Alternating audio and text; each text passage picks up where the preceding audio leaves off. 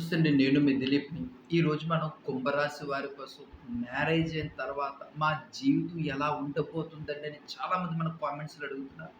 వాళ్ళందరి కోసం చెప్తున్నానండి. మోస్ట్ బ్యూటిఫుల్‌గా ఉండబోతుంది కుంభరాశి వారి యొక్క జీవితం ఆఫ్టర్ మ్యారేజ్ అయిన తరువాత.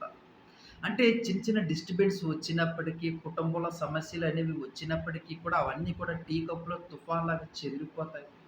మనసుకి శాంతి లభిస్తుంది. అలాగే మీరు మ్యారేజ్‌కి ముందు ఉద్యోగం చేస్తున్న, మ్యారేజ్ తర్వాత మీరు ఉద్యోగం చేసుకున్న, ఇటు ఉద్యోగం చేస్తూ కూడా కుటుంబాన్ని, అత్తగారు, మామగారిని, భర్తని, పిల్లల్ని అందరిని కూడా చాలా బాగా చూసుకుంటూ, మీ ఆరోగ్యాన్ని కూడా చాలా చక్కగా చూసుకుంటూ, మీరు అంటే ఒక తల్లిదండ్రుల్ని మనం ఎంతగా ప్రేమిస్తామో, అత్తగారు, మామగారిని కూడా అంతే బాగా చూసుకోవడం. చాలామంది చెప్తుంటారండి. కుంభరాశి వాళ్ళు మాక్సిమమ్‌గా బయట వాళ్ళు ఎవరైనా సరే అత్తగారు, మామగారు మా కోడలు మమ్మల్ని కన్న తల్లిదండ్రుల కంటే ఇంకా బాగా చూసుకుంటుందండి అని నలుగురికి చెప్పుకుంటారు.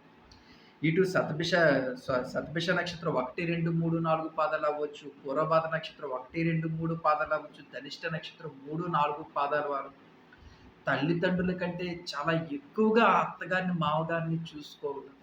అలాగే కుటుంబంలో బరువు బాధ్యతలు అంటే తోటికోడళ్ళున్నా, లేకపోతే మరదలున్నా, లేదంటే మరుదులున్నా, లేదంటే భర్తని అంటే కుటుంబాన్ని ఒక తల్లిగా, ఒక భర్తకి ధైర్యం ఇచ్చేటువంటి ఒక తండ్రిగా, అలాగే కుటుంబ బరువు బాధ్యతలన్నీ మోసుకుంటూ, ఒక మంచి చెడులు చెప్పుతూ అంటే మనకి చాలామంది అంటారు, "వీళ్ళకి ఇంతటి ధైర్యం ఎక్కడి నుంచి వచ్చిందండి?" అంటారండి చాలా సార్లు.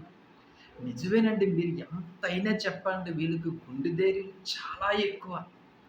అంటే భర్తకి అన్ని రకాలుగా సహాయం చేస్తూ, వెన్నుదన్నుగా ఉంటూ, మంచి మంచి సలహాలిస్తూ, కుటుంబం కోసం ప్రయారిటీ చేస్తూ, ఇటు పిల్లల్ని కూడా ఎంతో చక్కగా తీర్చిదిద్దుతూ, చెడు మార్గాన వెళ్ళకుండా పిల్లల్ని కాపాడుకోవడం ఈ రోజుల్లో ఎంత కష్టమండి. ఒక మంచి ఎడ్యుకేషన్ ఇస్తూ అలాగే పిల్లల్ని బాగా చూసుకుంటూ, ఇటు అత్తగారి, మామగారిని బాగా చూసుకుంటూ, ఇటు కుటుంబంలో కూడా పరువు, మర్యాదలు ఎక్కడ తగ్గకుండా కుటుంబాన్ని, గౌరవాన్ని చాలా చక్కగా ముందుకు తీసుకెళ్తూ ఇన్ని బాధ్యతలు చూసుకుంటూ అండి, తన ఆరోగ్యం బాగున్నా, బాగోలేకపోయినా, తన మనసు బాగున్నా, బాగోలేకపోయినా సరే ఉదయం లెగిసిన దగ్గర నుంచి పరిగెడుతూ రాత్రి పడుకునేదాకా కూడా అలసిపోయేటువంటి జీవిగా మనం చెప్పవచ్చు. కానీ ఇదంతా కూడా ఎంతో సంతోషంగా చేస్తారండి. అది వీళ్ళలో ఉన్నటువంటి ఒక గొప్పతనం.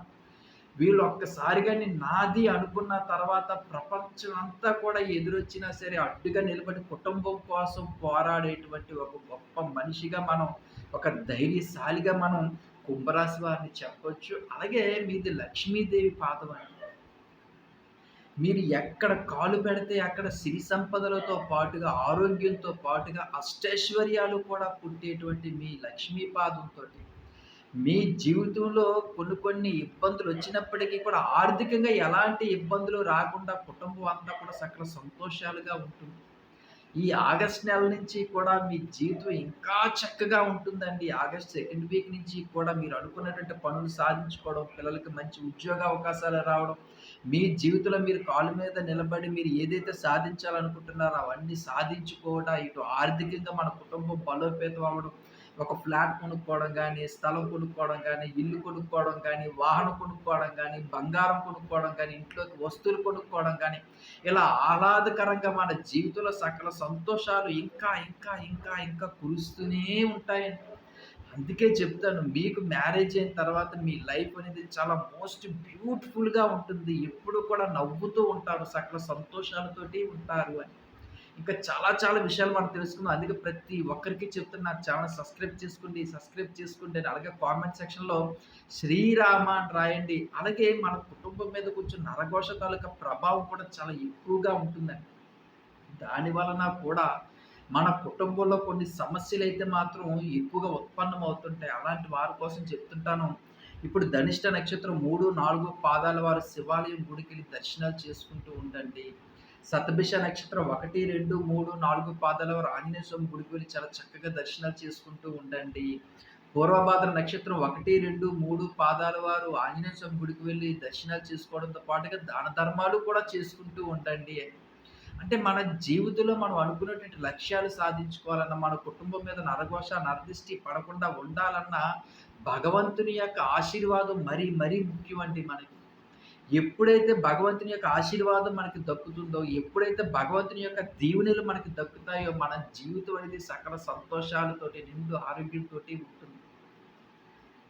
ఇంకా చాలా విషయాలు మనం తెలుసుకుందామండి. ఇంకా ఎవరైనా సరే సబ్స్క్రైబ్ చేసుకోకపోతే నా ఛానెల్ ఇప్పుడే సబ్స్క్రైబ్ చేసుకోండి. మంచి మంచి విషయాలు తెలుసుకుందాం. ఉంటాను. మీ దిలీప్. జై శ్రీరామ్.